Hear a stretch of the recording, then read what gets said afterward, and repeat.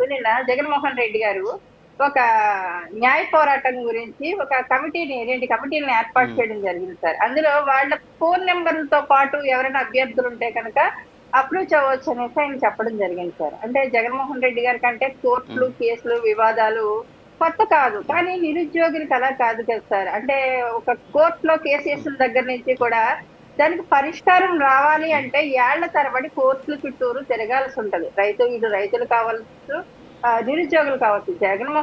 YSRCP party కంటే వివాదాలు కావాలి, నిరుద్యోగులకి అయితే ఉద్యోగాలు కావాలి సార్. అంటే మనం ఇక్కడ దృష్టిలో పెట్టుకోవాల్సింది, ఇక్కడ మా కాకినాడ నుంచి కూడా ఒక అబ్బాయి బాలకృష్ణ అనేటువంటి అబ్బాయి స్పోర్ట్స్ కోటాలో వెళ్ళడం జరిగింది. తను కూడా ఇంటర్వ్యూ కూడా సెలెక్ట్ అయిన తర్వాత ఎందుకు తను ఉద్యోగానికి అర్హత పొందలేకపోయాడు, ఎందుకు రాలేదన్న దాని మీద కూడా నిన్న మాట్లాడడం జరిగింది జగన్మోహన్ రెడ్డి గారు.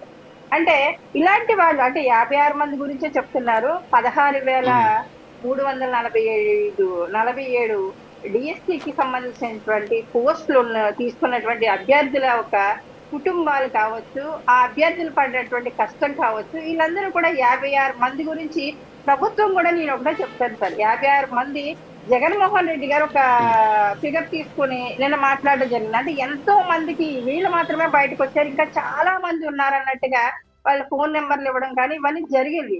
ఒక న్యాయ కమిటీలు వేయడం కానీ ఇవి లీగల్ సెల్ ఏర్పాటు కానీ వీటన్నిటికన్నా కూడా ప్రభుత్వం గురించి కూడా, ప్రభుత్వం మీద కూడా విద్యాశాఖలో ఉన్నటువంటి కొంత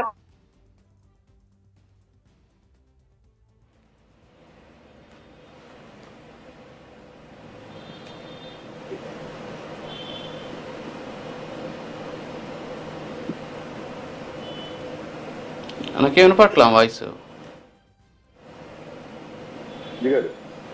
యా ఓకే యా కృష్ణవేణి గారు, యా మీ దగ్గర ఏదో ఒక సిగ్నల్ వీక్ ఉన్నట్టుంది. యా వస్తాను మళ్ళీ మీ దగ్గరికి.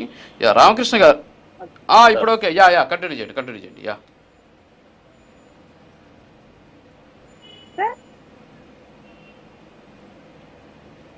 కృష్ణవేణి గారు రాజుగారు వినిపిస్తుందండి? యా మాట్లాడండి మేడం.